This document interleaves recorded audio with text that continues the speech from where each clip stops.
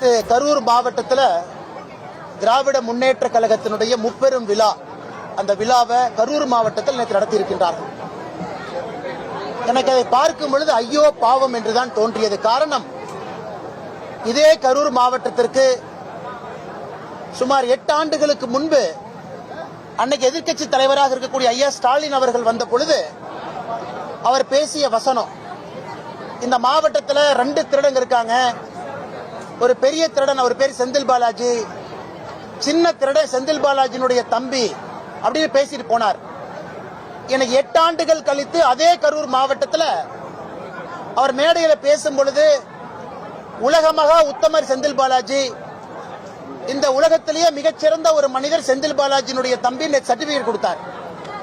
இன்னைக்கு திமுகவினுடைய முப்பெரும் விழா இப்படித்தான் நடந்திருக்கு.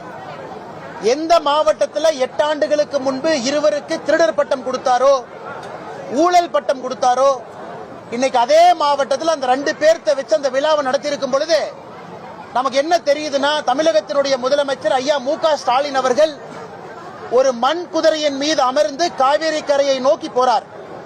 2026 தேர்தலுக்கு மண் குதிரையில காவேரி கரைக்கு போறாரு.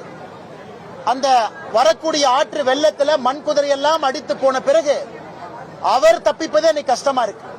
அதனால் மேடையில் அமர்ந்து கொண்டு பாரதிய ஜனதா கட்சிக்கு பாடம் எடுக்கிறார், எப்படி இருக்க வேண்டும் என்று. பாரதிய ஜனதா கட்சி ஒரு நாளும் கூட தமிழக மக்களுடைய இதயத்தில் இடம்பெற்றுக் கொண்டிருக்கின்றோம். இந்த நிகழ்வும் ஒரு சாட்சி தான். அதனால் அந்த கரூர் மாவட்டத்தில் நடந்த முப்பெரும் விழாவே திமுக அரசுல சாராய காசு நடத்தப்பட்ட விழா. அது சாராய மந்திரியாக 3 ஆண்டுகள் பணி செய்து அவர் சம்பாதித்த பணத்துல தான் இன்னைக்கு கரூர்ல இத்தனை ஆண்டு காலமாக இருக்கக்கூடிய திராவிட முன்னேற்ற கழகத்தினுடைய விழாவே நடக்குதுன்னா, இதைவிட ஐயோ பாவம் என்று சொல்வதற்கு வேற என்ன சான்று வேண்டும்? அதனால் முதலமைச்சர் அவர் கண்ணாடியில பார்க்கணும்.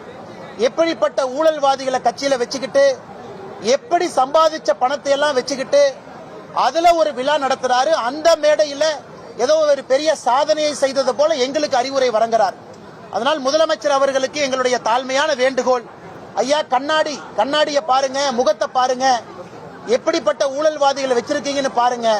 அதன் பிறகு பாரதிய ஜனதா கட்சிக்கு அறிவுரை கொடுங்க.